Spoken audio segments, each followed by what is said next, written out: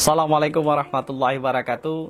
Salam Sobat Trump, bertemu lagi dengan saya Roy Alminfa di Ruang Advokat Menjawab.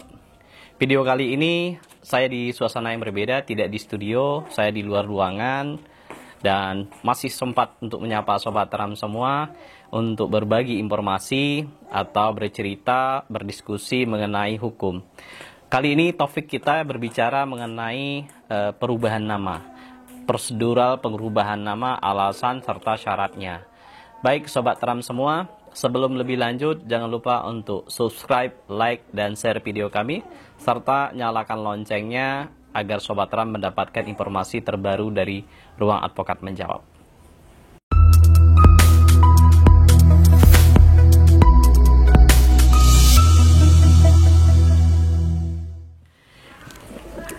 Terkait dengan perubahan nama, sebenarnya banyak sekali Sobat Trump yang menanyakan kepada Ruang Advokat Menjawab yang berkaitan pertama mengenai alasan perubahan nama, kemudian tempat pengajuannya, serta syarat untuk pengajuan perubahan nama itu sendiri. Nah, terkait dengan alasan, sebenarnya berbagai alasan yang sering terjadi ditemui atau yang dialami oleh Sobat Trump. Yang rata-rata yang sering saya temui dan sering saya ajukan di pengadilan terkait dengan perubahan nama itu, yang pertama karena alasan sering sakit. Jadi ada sebuah kepercayaan dari masyarakat tertentu bahwa apabila namanya terlalu panjang misalkan atau namanya terlalu berat membuat anak ini sakit. Sedangkan anak ini sudah ada akte kelahirannya sehingga memerlukan perubahan nama agar bisa dilakukan perubahan terhadap akte kelahirannya.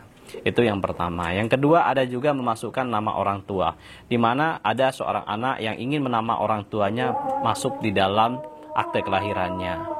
Dan yang ketiga, alasan yang sering saya temui, yang sering saya ajukan di pengadilan itu ada salah penulisan nama. Misalnya di dokumen-dokumen penting. Misal di ijazah tertulis atas nama Ahmad, dan di KTP misalkan tertulis atas nama Ahmadi misalkan ya.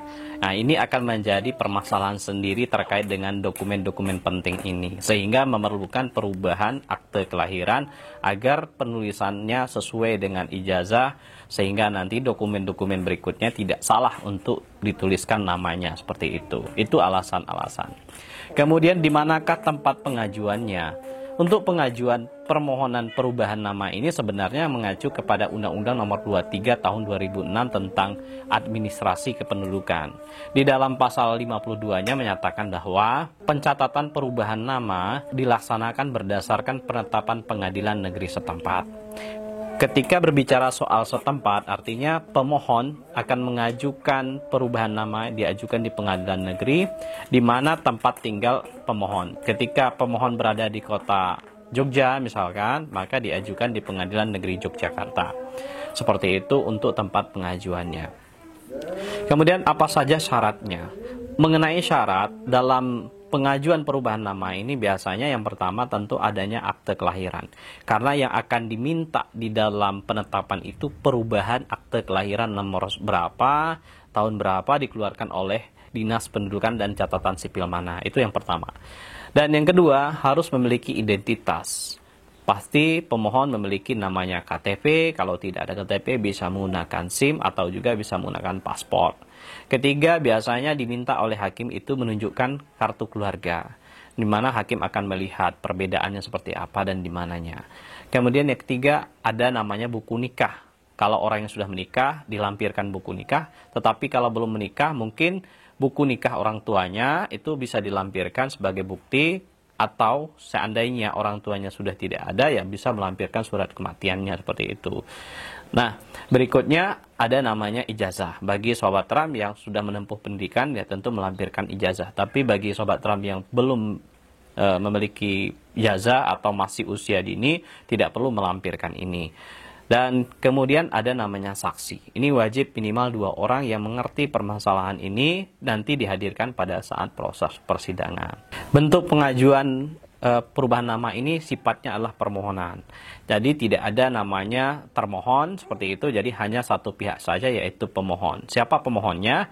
Kalau yang bersangkutan sudah dewasa, bisa yang bersangkutan sendiri mengatasnamakan, tetapi kalau anak yang di bawah umur maka bisa diajukan oleh orang tuanya, dua orang tuanya atau salah satu mewakili anak, itu tidak masalah seperti itu.